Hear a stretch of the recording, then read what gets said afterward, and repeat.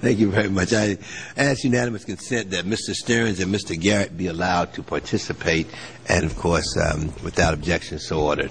And I now Thank you, Mr. Chairman. Stearns. And Mr. Paulson, I hear your pain when you said you're just pained to be on that side of the table answering the gentleman's question. But isn't it true that Goldman Sachs benefited from AIG bailout? They got $13 billion and was the largest recipient of the public funds from AIG. And in fact, creating the collateralized debt obligation, the CDOs, form the basis of the current crisis we have today. But while you were CEO of Goldman Sachs, you were an active part of that business.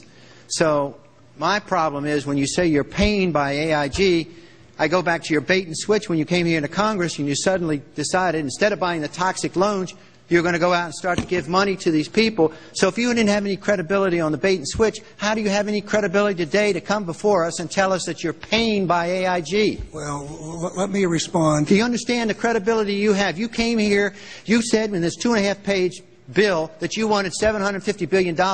Then immediately after you got approval from Congress, you changed it.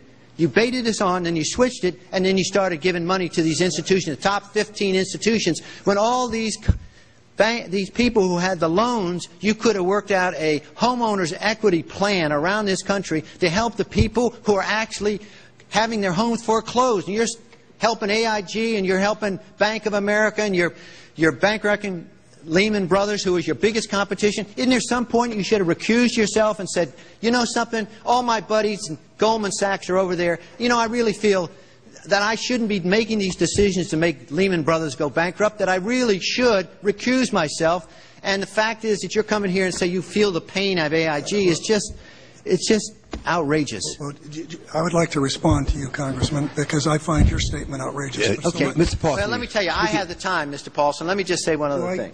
No, I just want you speaking to the mic. Pull the mic. Okay. Let me just say one other thing here. You know, when you look at, you're saying to us, you support the Obama administration giving more power to the federal regulatory, the Fed. But when you look, the Fed was on, Geithner was on board at the Fed, the New York Fed, dealing with all these institutions. He didn't get it.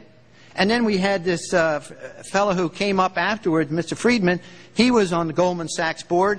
And he didn't last too long as a Fed chairman. Why? Because he had a conflict of interest. Is it possible that there's so much conflict of interest here that all you folks don't even realize that you're helping people that you're associated with and you should be recusing yourself for America's ethics? Let me make several comments.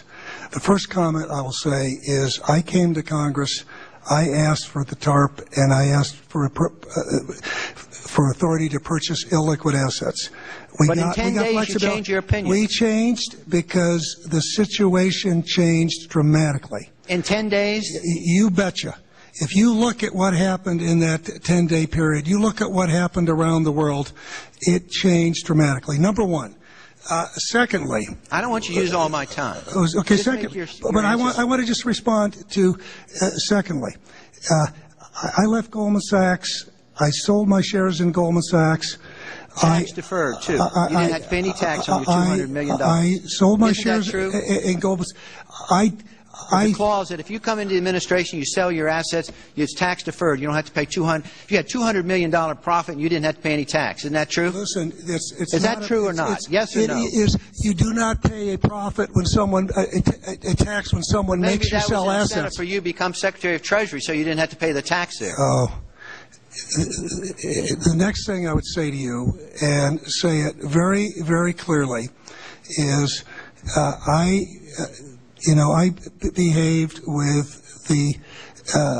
You don't think you should have recused yourself when you asked Lehman to go in bankruptcy, you didn't put Bear Stearns in bankruptcy, and then you folded Merrill Lynch into... I mean, isn't there some point where you got to say, hey, I got a conflict of interest here? You don't feel any kind of scintilla of ethics on this thing at all? Totally. I operated very consistently within the ethic guidelines I had as Secretary of the Treasury, and when it became clear that we had some very significant issues with Goldman Sachs and with why didn't you recuse yourself with Morgan Stanley, what I did then it would have been very wrong for me to recuse myself. What I did was I went and got a waiver from the ethics agreement, because when we had concerns... Who is in charge of the ethics agreement? What? Who's in charge of the ethics agreement that you got a waiver? We have a Office of Ethics at Treasury, and we have a White House ethics office. So you got it from the legal counsel from the White House? We got it from the Government Ethics Office. The gentleman's time has expired. Thank you, Mr. Chairman, for your courtesy. And I ask unanimous consent my opening statement be part of the record. Without objection, so ordered. Yeah. The Congresswoman from California.